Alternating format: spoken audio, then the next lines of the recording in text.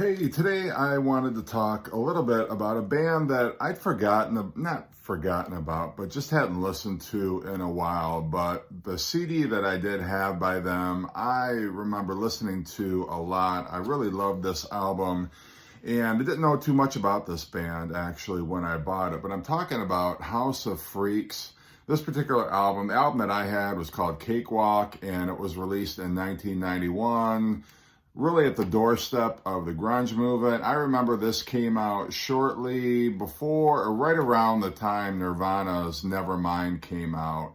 And House of Freaks was Bryan Harvey on vocals and guitar and Johnny Hott, H-O-T-T, who was on percussion. So they really were the first two-person band. It kind of foreshadowed the White Stripes and the Black Keys, but it was just the two of them. And they started out, they were very much an indie band, had a couple of, I think, folk blues oriented albums, but this is very much, I think, their poppiest effort.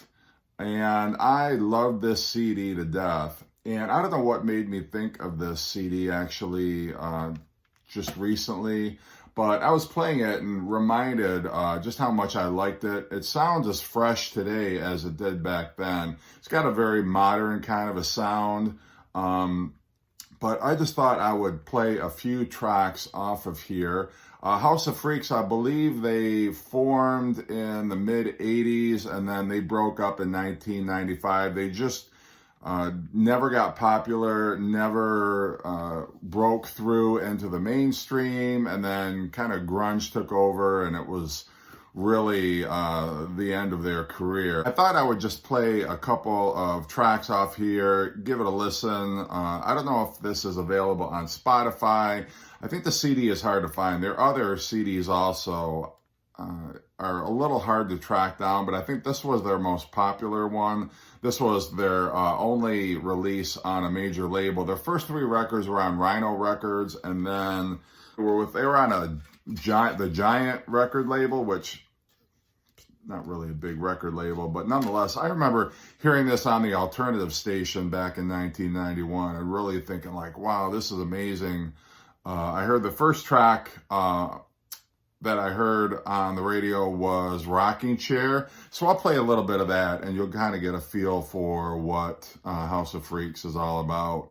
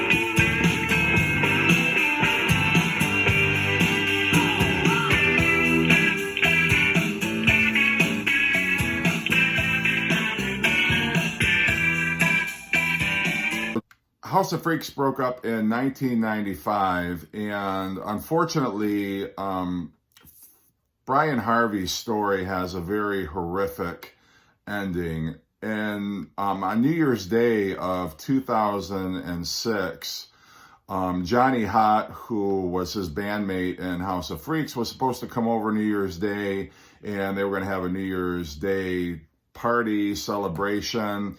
And so Johnny Hott showed up to his home, Bryan Harvey's home in Virginia, where he lived with his wife and two young daughters. And it seemed that the house was on fire. And so he called 911, and the police showed up, and they went downstairs into the basement. And Bryan Harvey, his wife, and both his daughters had been tied up, and they'd been brutally bludgeoned. Apparently, there had been a home invasion on New Year's Eve, and two men broke into his home, tied up his family, bludgeoned them to death, robbed him, and then set the house on fire. So it was really a huge tragedy. I remember hearing about this and really, I couldn't believe it. It's just a horrific story. But I really feel like this album should get more recognition. I understand they were never on a major label. They never got that popular to begin with. But I am here to encourage people to check this album out. I'm going to play another track off of here. And this one, it's a little poignant considering that Bryan Harvey's no longer with us, but it was the final track on this album, and it's called Remember Me Well. It's about somebody, how they want to be remembered after they've passed on. And, it's very bittersweet, but I thought I would leave you with that track. When I lay down my head, bound for heaven or hell, after all said and done, please remember me well. You can dance on my grave, you can ring out the bells, you can drink to my health, but remember me well.